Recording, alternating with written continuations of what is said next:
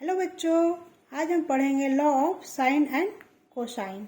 इसमें हम दो लॉ को पढ़ेंगे। फर्स्ट है law of sine and second है लॉ ऑफ कोसाइन। तो सबसे पहली बात, इसको पढ़ने की ज़रूरत क्यों पड़ी भाई? हमने प्रीवियस वीडियो में देखा था ट्रिग्नोमेट्रिक फॉर्मूलाज, ठीक है, वो राइट एंगल ट्रायंगल के लिए था। उसके अलावा बाकी ट्रायंगल्स के लिए साइड और एंगल को निकालने के लिए ये दोनों लॉ की ज़रूरत पड़ी। तो देखिए, सबसे पहले पढ़ेंगे लॉ ऑफ साइन।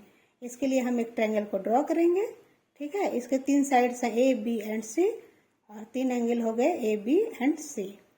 तो देखिए, इसमें सबसे पहले मान लीजिए साइड ए है, ए लिए तो ए अपॉन इसके अपोजिट में क्या है सामने, साइन ए इक्वल टू क्या होगा, B upon sine B equal to C upon sine सी।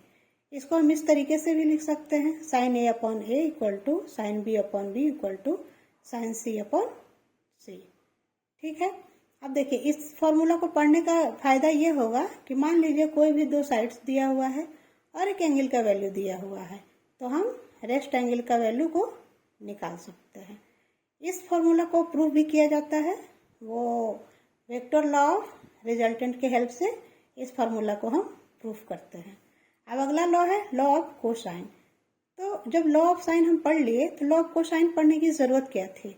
मान लीजिए कि कोई ट्रायंगल दिया हुआ है जिसके तीनों साइड्स दिए हुए हैं बट एंगल नहीं दिया हुआ है, तो उस केस में उस एंगल को निकालने के लिए ये तीनों फार्मूला का यूज होता है। तो सबसे पहले है A square equal to B square plus C square minus 2bc into cos A. दूसरा है B square equal to A square plus C square minus 2ac into cos B. And last है C square equal to A square plus B square minus 2ab into cos C. तो देखिए, इसको हम इस वे में भी लिख सकते हैं। पहले सबसे पहले कॉस ए है, कॉस ए है, ठीक है। इसको लिखने के लिए क्या करेंगे, इसके दोनों जो साइड्स हैं उसका square B square plus C square, और जो अपोजिट में साइड है उसको माइनस में लिखेंगे। तो कॉस ए इक्वल टू क्या, B square plus C square minus ए स्क्वायर अपॉन में 2, और जो अपोजिट साइड्स थे बी और सी इंटू बी सी।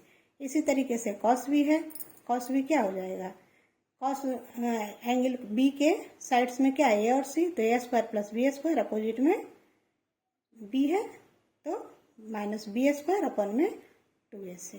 इसी तरीके से है cos C, A square plus B square minus C square upon में 2ab।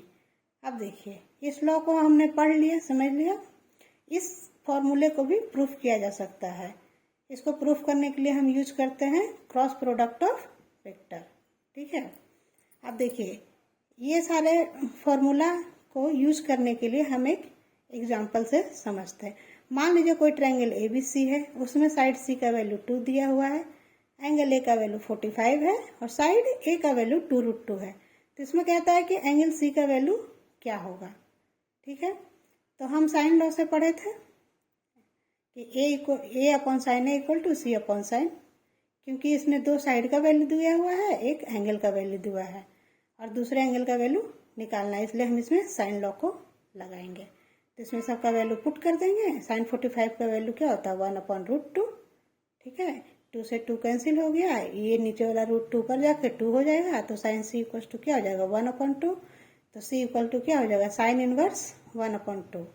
तो साइन 30 का वैल्यू हम लोग जानते हैं 1/2 होता है, तो सी इक्वल टू क्या हो जाएगा, 30 डिग्री।